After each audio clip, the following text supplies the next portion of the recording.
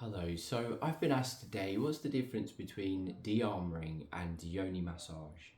So just a very simple answer to that question today is that de-armouring is an umbrella term that I use for a technique of releasing stored emotions in the body.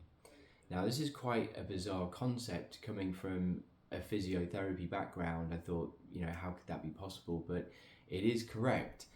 As we go through life, have we have to conform to either our parents' expectations or what our friends might think of us or how to behave, society expectations, and it's just we have to edit ourselves. It's not acceptable to express anger or rage, but it is appropriate. This is a human expression that needs to come out. But every time we do that in a contained way, we hold our breath, we tense up, and that emotion is energy, and that gets blocked and stored in the body somewhere, in the cells, in the tissues, and even the organs themselves. So in my de-armoring process, I am giving people the space to release those emotions. And this emotion is energy, and we can transform that energy into vitality, into sensuality, into sensation. People feel a lot lighter once they've been able to release these emotions. This is a safe space to express anything that's heavy that you've been carrying, any tears of grief, sorrow, any expressions of rage, anything that comes through is very, very welcome. So, and this could be, sometimes it's related to a story or an event, sometimes it's not, sometimes it just comes through as crying, but there's no story about it. So it's very liberating, it's very refreshing, and some people completely transform their perspective of very painful times in their past. For example, one client had a stillborn birth, and she was able to release the grief. She still had the memory, but it didn't carry so heavy on her soul anymore, and therefore she's able to move through life in a lot more happy and buoyant ways. So this can be clothed. It's a clothed process, and when people go through the full journey experience with me, I always do this process clothed, and it can be a standalone practice in itself.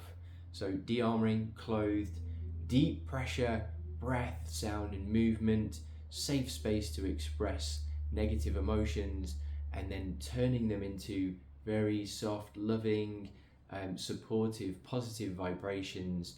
It's kind of reprogramming the tissues on a very cellular level. So it's absolutely incredible, very, very potent, very, very powerful in its own right. Now, many people after that, they do want to experience oil-based central massage. It doesn't have to be, but it is an option. And the central massage can include Yoni massage if they want to. It's a process of an intake form. I'm never going to renegotiate any kind of boundaries that people have, but if people have an interest in exploring these things, I really appreciate that. It's a big deal to come to a guy and have this experience. So my intention is to rewrite on a very cellular level, and particularly with the nervous system, how safe it is to be with a man. Okay, because most women have had a boundary violated, and many people have had full-on sexual assaults and rapes, and this is the reality that we live in. The good news is there is a very good way of re-signifying, processing, releasing that trauma, and moving forward in your life, and that is through this process. So there's a lot of presence and consent, ongoing informed consent. So before we move towards any kind of sensitive or erogenous zone, breast tissue, buttocks, and yoni, I'm always going to do another check-in. You know, how do you feel in your body right now? Are you present? Yeah? Are you breathing slow, long, full, and deep? And making sound? And these are all the indications that the client is fully there, fully embodied, fully in the experience, and ready and accessible to consent. If someone's drifting off, disassociating, which is a trauma response, they're not present to offer consent or withdraw consent. So it's incredibly important for me to make sure that people are ready, available in their mind and their body to think about and feel into whether or not the next part of the massage is good for them.